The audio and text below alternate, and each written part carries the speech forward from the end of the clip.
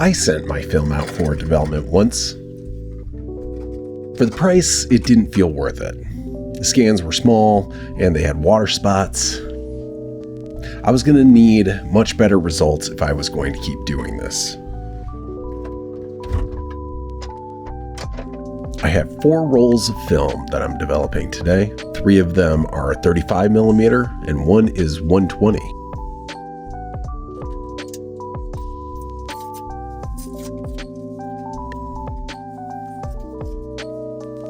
We'll start with the Portra 160. Before I cleaned out my office closet and made it a dark room, or a dark closet, I would use a dark bag. Eventually, I got myself a dark tent. And when you are using scissors to cut the film off the roll, a dark tent is definitely preferred to a dark bag.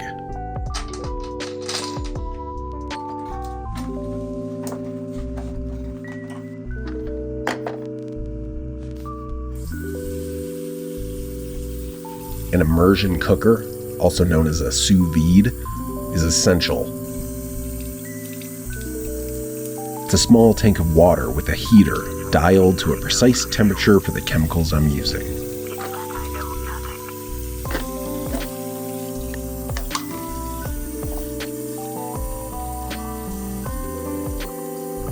C41 development is typically done at 107 degrees Fahrenheit or 42 degrees Celsius.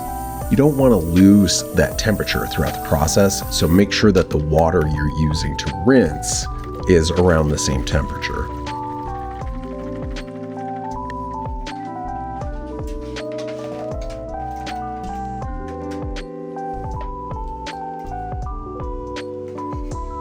Black and white film development is a lot easier, by the way.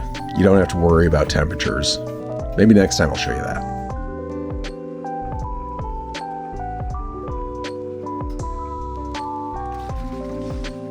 Film often has dyes in it, sometimes a lot of dye.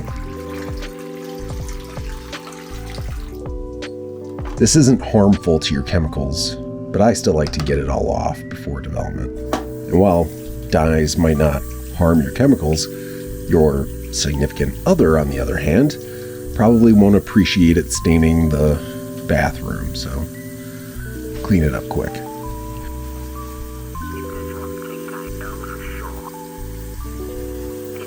When I was starting out, I would keep a digital meat thermometer handy to constantly take water temperature. I'm more comfortable now with just going off of feel.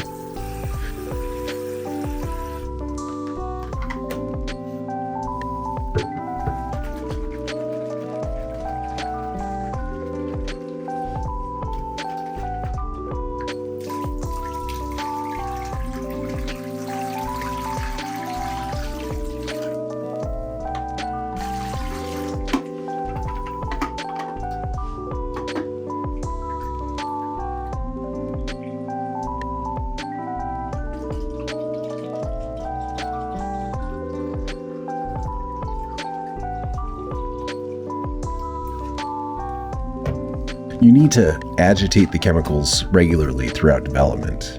You can do this manually every 30 seconds, but I use a device called a vortex mixer that I got on eBay for pretty cheap. Set timer for 3 minutes, 30 seconds.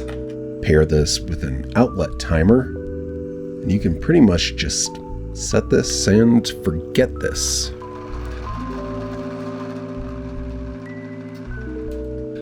I tried a device that rotated the tanks on their sides. Now, this is considered to be the superior way of agitating your chemicals.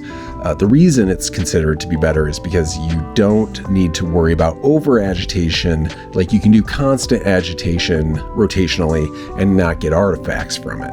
The problem with it, though, is that the chemicals will cause the air in the tank to expand. And when your chemicals are rotating on their side and the air expands, a couple times I had the lid pop off and splatter Blix all over my bathroom. So I'm going to stick with my jiggling tank method for now. It seems to work.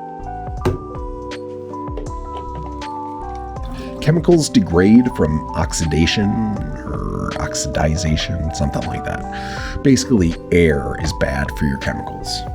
It helps to have plastic bottles where you can squeeze the chemicals all the way up to the top of the bottle before capping it to get as much air out as possible. Also, I recommend storing the chemicals out of sunlight.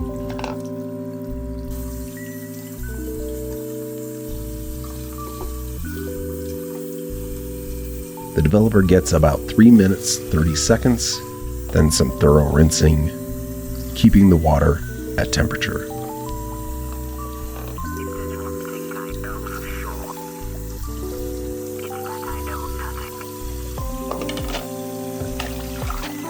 Then onto the Blix, or the bleach and fixer.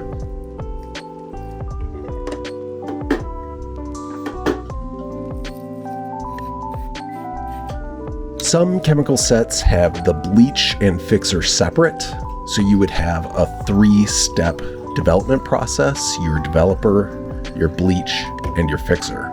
In my experience, this is only really useful if you are experimenting with something like bleach bypassing, which was a look that was very popular in the 90s in film.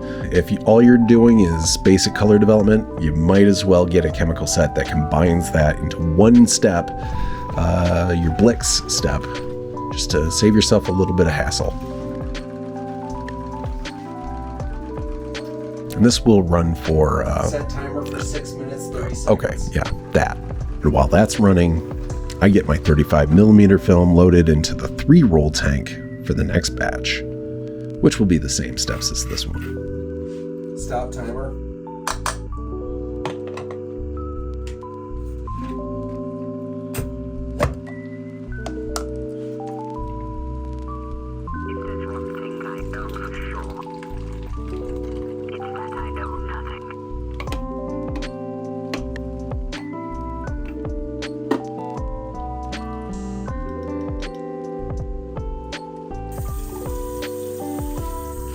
And the final rinse.